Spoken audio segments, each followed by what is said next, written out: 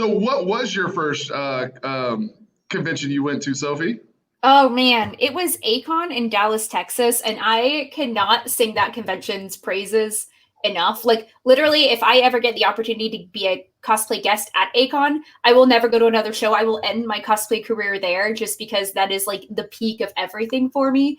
This show, so in 2009, I'd only seen cosplay on TV. I didn't know it was all over the place because there wasn't much going on here for it. So I'd seen it on Attack of the Show on G4, and I met Sissa, who is now my best friend. We had just met, and she was like, "You're coming with me to the show in Texas, Acon," and I was like, "Oh, okay." And so we went, and I just can't explain to you how that show makes me feel. And I think it's because I'd never cosplayed, so I brought an old Halloween costume, which is like one of those, race car girl costumes, like the sexy ones.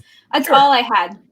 So I took it and we walk to our room. And while walking to our room, obviously we're surrounded by big, beautiful costumes. And I was like, I'm not leaving the room in this Halloween costume. There's no way. I'm done. I quit. I don't want to be here. I'm scared. And she was like, no, you're going to put it on. You're going to go on the show floor and you're going to experience this. So I did.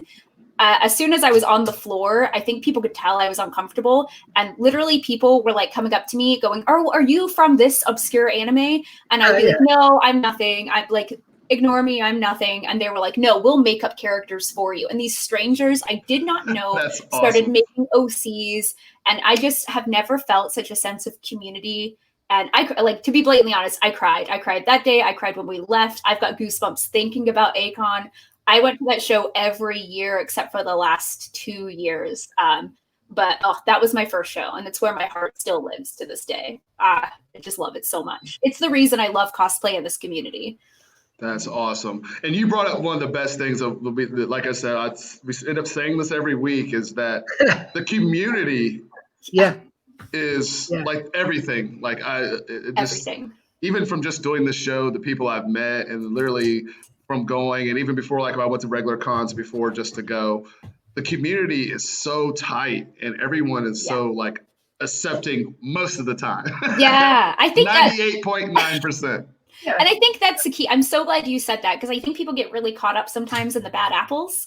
And when you look at our community as a whole, it's pretty much like the best place in the universe. And there's bad apples in all communities. And I just never want us to focus on those people, because those people will change with some compassion and love from our community, or they'll just go away. Like whenever I see those tweets about how toxic the cosplay community is, it hurts my heart, because I know different. I know that it's the vast majority is so wonderful, and they just want friends and community and to be a part of something, because that's how I feel and how I felt. They really do. And that's amazing. Right? Yeah, right. It's like when people are mean to furries, it makes me so mad. I can't be mean to these communities.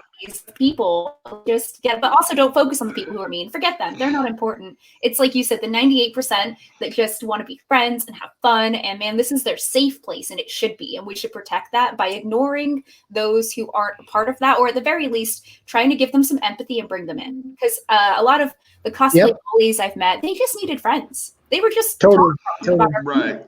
And somebody who's not afraid to go up and be like, hey, you're being a little, this, but why? Let's talk about it. What's going on? And you usually found out that they were bullied.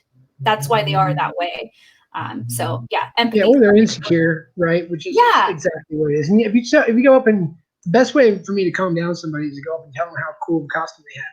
And we can find something really nice or good on most costumes, right? And a lot of people have been like, hey, that guy over there is getting kind of heated because he didn't place in the costume contest that you're running, James. And I'm like, all right, cool. Let me go talk to him. And a lot of times I don't even have to go talk to them. I just make sure they're calmed down. But if I have to, the first thing I say isn't, hey, buddy, calm the hell down.